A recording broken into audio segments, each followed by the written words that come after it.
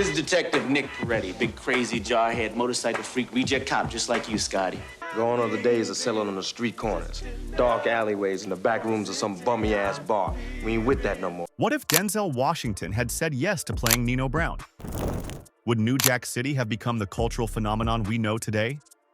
And imagine Ice-T, the rapper known for anti-police anthems, weighing a career-defining choice to play a cop for just $23,000, knowing it could destroy his street credibility forever. Today, we're not just giving you facts.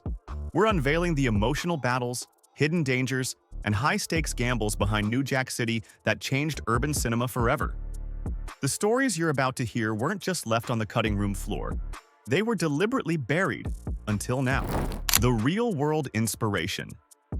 When writer Barry Michael Cooper walked through Detroit's devastated neighborhoods in the mid-'80s, what he witnessed haunted him. Entire apartment buildings transformed into fortified drug operations. One real family, the Chambers brothers, had built a crack empire so vast it employed over 400 people.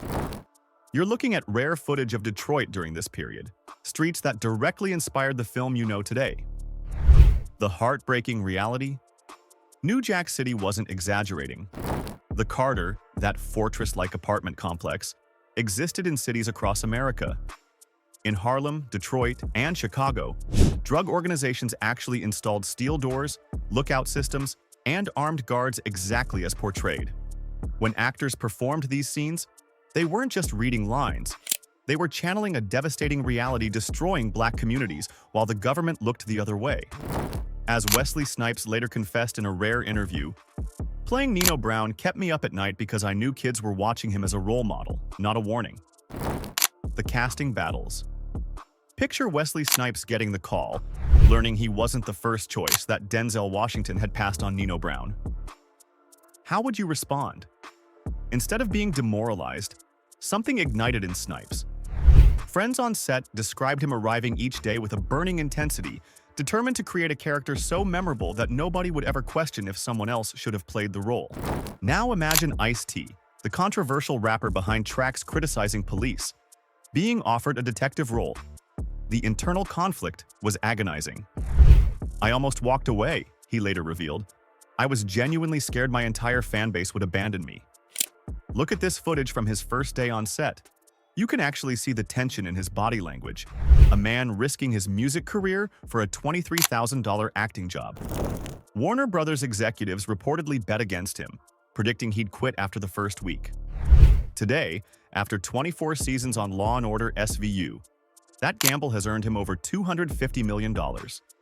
Is there an actor today you think could have played Nino Brown better than Wesley Snipes? Drop your dream casting in the comments below. If these behind-the-scenes revelations are blowing your mind, hit that like button right now and subscribe to Prime Time Throwback. We bring you the stories Hollywood tries to keep hidden. And trust me, what's coming next about the dangerous set conditions had the studio lawyers in absolute panic. The production dangers. Look at this nightclub scene. The glamour, the energy, the seamless filmmaking.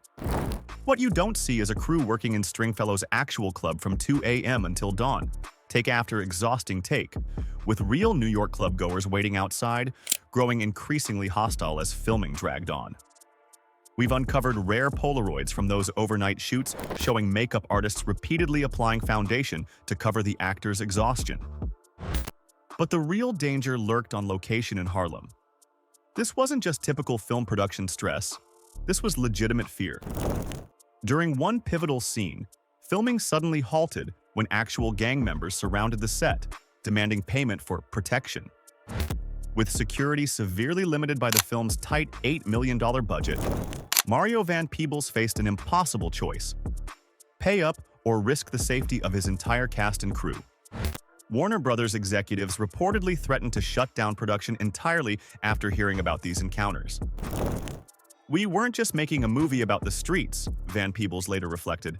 "We were making it in the streets with all the danger that came with it." Saved the music revolution.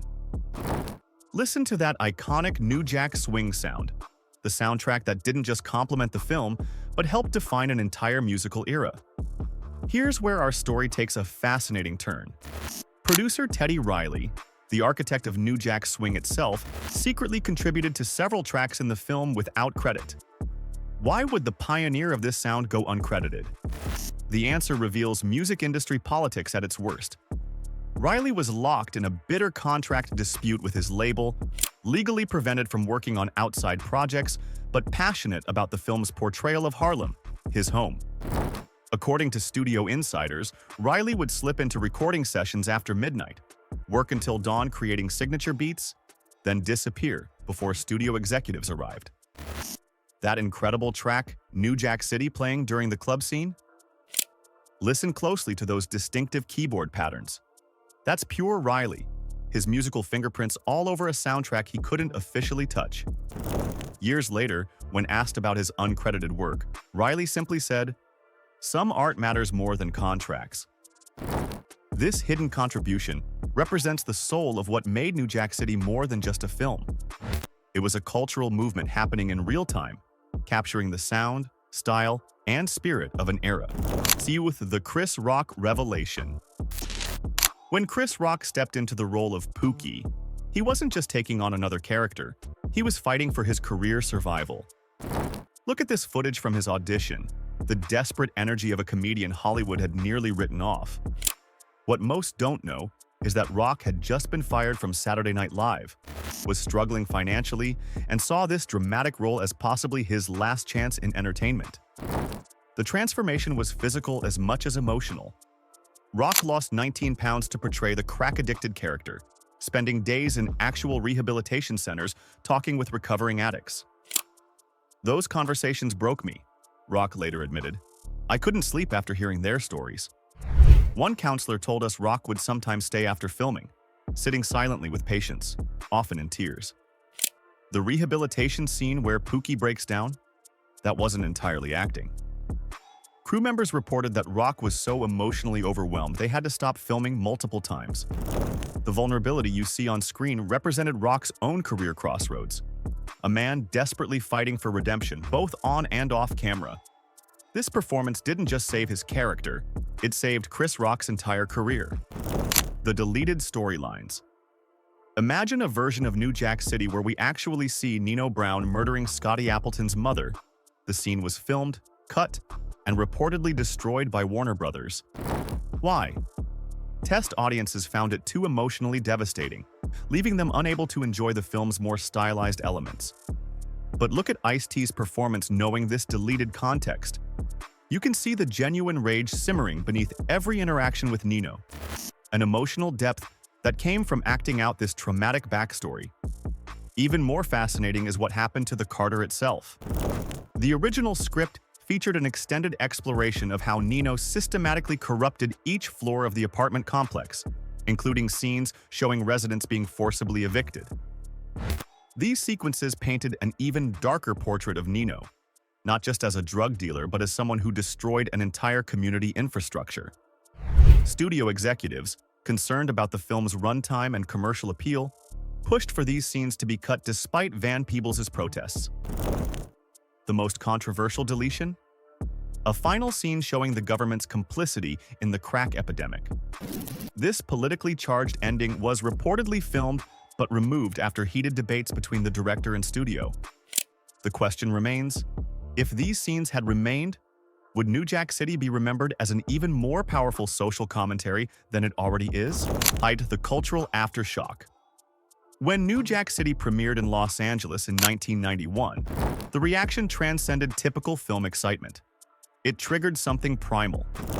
Theater managers reported unprecedented crowd energy that in some locations escalated beyond control. What you're seeing is actual footage from outside the Man Plaza Theater, where police were called to manage overflow crowds, some waiting hours after being turned away from sold-out screenings. The film didn't just entertain, it exposed truths about urban America that mainstream media had largely ignored. Black filmmakers suddenly found doors opening. Studio executives who had rejected urban crime stories were now actively seeking them. The film's authentic portrayal of the crack epidemic's devastation sparked community conversations about addiction and recovery. Rehabilitation centers across America reported increases in people seeking treatment. The Pookie effect, as counselors called it. But New Jack City's most enduring legacy? It fundamentally changed how crime stories were told on screen. Before this film, urban crime narratives were typically presented from an outsider's perspective. New Jack City brought viewers inside the operation with unprecedented authenticity. Every crime series that followed, from The Wire to Power to Snowfall, owes a direct debt to this approach. As filmmaker John Singleton put it, New Jack City kicked down the door so the rest of us could walk through. From actors gambling their careers to filmmakers risking their safety, New Jack City represents one of Hollywood's most daring gambles, a film that would either soar or crash spectacularly. 3 decades later, its influence echoes through cinema, music, and culture in ways nobody could have predicted. If these untold stories hit you like they hit us, don't keep this video to yourself. Smash that like button, share it with fellow film lovers, and subscribe to Prime Time Throwback for more hidden histories from the films that shaped our world. Next week, we're exposing the studio battles behind Scarface that nearly kept the film locked in a vault forever. Trust me, what Al Pacino went through to create Tony Montana will leave you speechless.